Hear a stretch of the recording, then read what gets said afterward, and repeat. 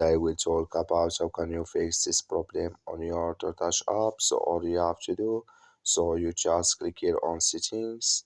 So when you click here on settings, it's going to take you to this list here.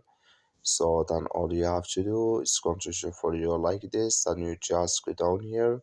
Then you click on apps.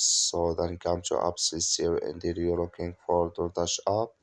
Or just click on search. Then here add Doordash app is going to show for you like this. Click on it. Then it's going to take you to this list. Click here on first stop. Then you click on OK. So then you go down, just click here on storage. Come to storage list here, just click on clear cache. Then all you have to do, so you just go to your Play Store, click here on Play Store. Then you search here for DoorDash app. It's going to show for you like this.